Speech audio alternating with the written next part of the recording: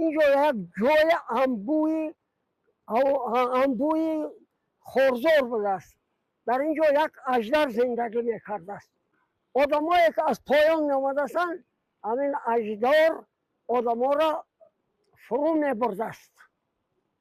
روزی از روزها که حضرت علی از همون کوه میفراید، من همون کوه بلند ما چلمه رو میگیم، از همون کوه میفراید با نوکرش میبیاید. نوکرش هم میگه که شما همینجا بستید، من میرم با همین اژدر جنگ میکنم.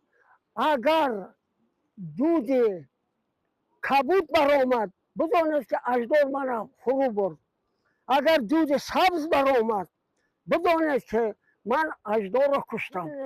نوکرش میبیند که دود سبز برآمد، با شمشیرش بر کوه میزند، بر کوه میزند.